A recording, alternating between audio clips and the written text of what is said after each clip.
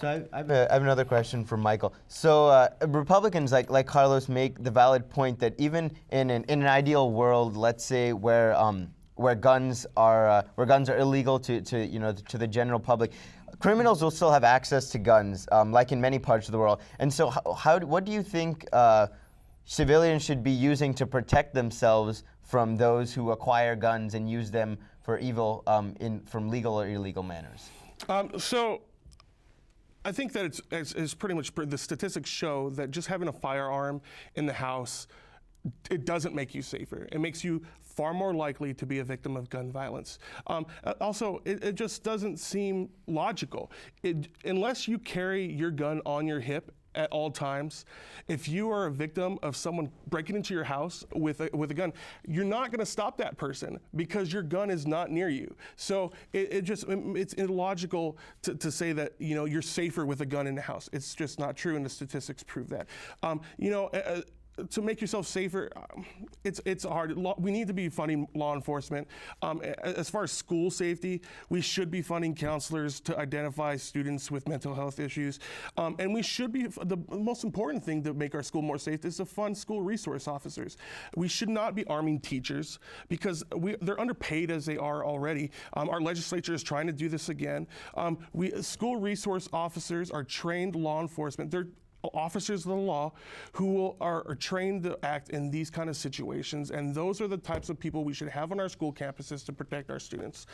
I wonder if that was the opinion of the teachers who had to sit through and listen to classroom by classroom this maniac in Newtown, Connecticut, murder their colleagues and their students. I bet they wouldn't have mind having a gun and being called, oh, you're a security person. I don't think they mind once the evil is there.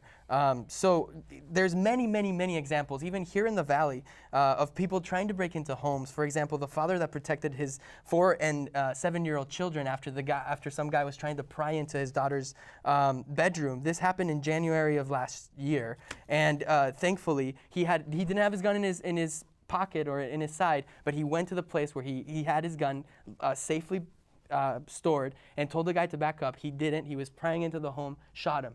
To tell him that he doesn't have the right to protect his children is what gun advocates want today. They want a blanket ban. They want these assault weapons bans to further on and eventually have no weapons to be obtained legally, which makes us into a country like down south in Mexico. In Mexico, guns are completely illegal, yet we see a high crime rate. We see drug cartels everywhere because, again, it's an illusion that government can fix our problems, and it can't. At the same time, we have many Western countries like England and Germany where guns are also illegal, and violence overall, and gun violence specifically, is far lower than America. So we have examples like Mexico where it doesn't seem to work, but we have other examples where banning guns does seem to work. And that's why we have to pay attention to our cultural history, our legal history, what's legal today, and what role guns play in our society alone, and not try to compare everything to one another.